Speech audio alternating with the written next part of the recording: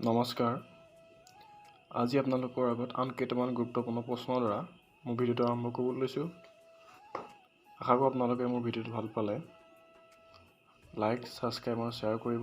আগন্তুক যি DHS আৰু গ্ৰেড 3 আৰু গ্ৰেড 4 পৰীক্ষা আহি আছে, তাৰ বাবে প্ৰশ্নসমূহ খুবেই গুৰুত্বপূৰ্ণ। প্ৰথম প্ৰশ্নটো হৈছে, প্ৰথম অসমীয়া ৰাজ্যপাল কোন?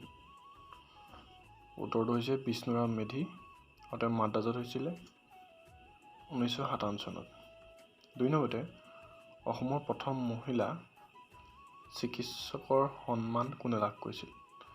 ডাক্তৰ ৰজনীপ্ৰভা শইকীয়া। 3 নম্বৰতে হৈছে, গুৱাহাটী বিশ্ববিদ্যালয়ৰ প্ৰথম উপাচাৰ্য কোন আছিল? উত্তৰটো হৈছে কৃষ্ণকান্ত সন্দিকৈ। 1948 চনৰ পৰা 1957 চনলৈকে তেওঁ আছিল। ইয়াৰ পাছতে হৈছে, এইখিনিতে আপোনালোকৰ আগত এটা কথা জনাই থওঁ যে ইয়াত প্ৰশ্নসমূহ কেৱল মই কোনো এটা বিষয়ক লৈ নহয়, অকল জিকে বা ৰিজনিং সেইটো বিষয়ক নহয়, সকলোবিলাক প্ৰশ্ন আলোচনা কৰিবলৈ চেষ্টা কৰিছোঁ, কাৰণ পৰীক্ষাত সকলো ধৰণৰ প্ৰশ্নই আহিব। ইয়াৰ পাছৰ প্ৰশ্নটো হৈছে, অসমৰ প্ৰথম মহিলা IAS কোন আছিল? উত্তৰটো হৈছে পাৰুল দাস 1974 চনত। 5 নম্বৰতে হৈছে, শ্ৰীকৃষ্ণ শিক্ষাগুৰু কোন আছিল? উত্তৰটো হৈছে শান্তিপনী। ইয়াৰ পাছতে হৈছে 6 নম্বৰতে হৈছে, অসমীয়া গদ্য সাহিত্যৰ জনক কোন? ভট্টদেৱ আৰু তেওঁৰ সম্পূৰ্ণ নাম আছিল বৈকুণ্ঠনাথ ভাগৱত ভট্টাচাৰ্য। 7 নম্বৰতে হৈছে, ভাষাৰ আধাৰত গঠন হোৱা ভাৰতৰ প্ৰথম ৰাজ্যখনৰ নাম কি? উত্তৰটো হৈছে অন্ধ্ৰপ্ৰদেশ। 8 নম্বৰতে হৈছে, অসমৰ প্ৰথম স্নাতক ডিগ্ৰী কোনে লাভ কৰিছিল? শুদ্ধ উত্তৰটো হৈছে আনন্দৰাম বৰুৱা। 9 নম্বৰতে হৈছে, কোনে ভিটামিন আৱিষ্কাৰ কৰিছিল? উত্তৰটো হৈছে কেছিমিৰ ফাংকে ভিটামিন আৱিষ্কাৰ কৰিছিল। 10 ভাৰত আক্ৰমণ কৰা প্ৰথম মুছলমান আক্ৰমণকাৰী কোন আছিল? উত্তৰটো হৈছে মহম্মদ বিন কাছিম 1712 চনত। 11 নম্বৰ হৈছে, কোন ক্ষেত্ৰৰ বাবে ইউনেস্কোৰ দ্বাৰা কলিংগ বঁটা প্ৰদান কৰা হয়? উত্তৰটো হৈছে বিজ্ঞান ক্ষেত্ৰৰ বাবে। 12 নম্বৰ হৈছে, শ্ৰীলংকাৰ পুৰণি নাম কি আছিল? উত্তৰটো হৈছে শ্বিলং। 13 হৈছে, মানৱ শৰীৰৰ আটাইতকৈ ডাঙৰ গ্ৰন্থিটোৰ নাম কি? উত্তৰটো হৈছে কলিজা। 14 নম্বৰতে, ভাৰতত প্ৰথম কেতিয়া জৰুৰীকালীন অৱস্থা ঘোষণা কৰিছিল? উত্তৰটো হৈছে চীনা আক্ৰমণৰ সময়ত 1962 চনৰ 26 অক্টোবৰত।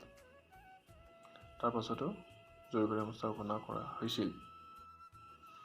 15 নম্বৰ হৈছে, দিল্লীৰ প্ৰথমজন আফগান চুলতান কোন আছিল? উত্তৰটো হৈছে বাহলুল লোদী। 16 নম্বৰ হৈছে, সম্ৰাট শ্বাহজাহানে কোনখন নগৰ নিৰ্মাণ কৰিছিল? উত্তৰটো হৈছে শ্বাহজাহানবাদ। 17 নম্বৰ হৈছে, কোনজন চুলতানে অশোকৰ স্তম্ভ দিল্লীলৈ স্থানান্তৰ কৰিছিল? উত্তৰটো হৈছে ফিৰোজ শ্বাহ তুগলক। 18 নম্বৰটো হৈছে, আইন-ই-আকবৰী গ্ৰন্থখন কোনে ৰচনা কৰিছিল? মোগল সম্ৰাট আকবৰৰ সভাৰ কবি আবুল ফজলে ৰচনা কৰিছিল। 19 নম্বৰটো হৈছে, কিমান চনত পাৰস্য সম্ৰাট নাদিৰ শ্বাহে ভাৰত আক্ৰমণ কৰিছিল? 1739 চনত। 20 নম্বৰটো হৈছে, কোনজন মোগল সম্ৰাটৰ দিনত মোগল সাম্ৰাজ্যই সৰ্বাধিক বিস্তাৰ লাভ কৰিছিল? সম্ৰাট ঔৰংজেবৰ সময়ত। 21 নম্বৰটো হৈছে, তাজমহলৰ নক্সা কোনে তৈয়াৰ কৰিছিল? উস্তাদ ঈছা খাঁ। 22 নম্বৰটো হৈছে, ঔৰংজেবে কি নাম লৈ সিংহাসনত বহিছিল? উত্তৰটো হৈছে আলমগীৰ বাদশ্বাহ গাজী। 23 নম্বৰটো হৈছে, ভাৰতত কোনজন শাসকে ঐতিহাসিক গ্ৰেণ্ড ট্ৰাংক ৰোড নিৰ্মাণ কৰিছিল? উত্তৰটো হৈছে শ্বেৰশ্বাহ। 24 চনতে ভাৰতত কোনে প্ৰথম তামৰ মুদ্ৰা প্ৰচলন কৰিছিল? উত্তৰটো হৈছে মহম্মদ বিন তুগলক। 25 নম্বৰ হৈছে হুমায়ুন নামা গ্ৰন্থখন কোনে ৰচনা কৰিছিল? উত্তৰটো হৈছে মোগল সম্ৰাট হুমায়ুনৰ ভনী গুলবদন বেগমে। 26 নম্বৰ হৈছে জাহিৰুদ্দিন মহম্মদ বাবৰে লিখা আত্মজীৱনীখনৰ নাম কি? উত্তৰটো হৈছে তুজুকি বাবৰি। থেংক ইউ আপোনালোকে মোৰ ভিডিঅ'সমূহ চোৱাৰ বাবে, আৰু মোৰ চেনেলটো যাতে সকলোৱে লাইক আৰু ছাবস্ক্ৰাইব কৰে তাৰ বাবে মই আপোনালোকৰ ওচৰত অনুৰোধ জনালোঁ।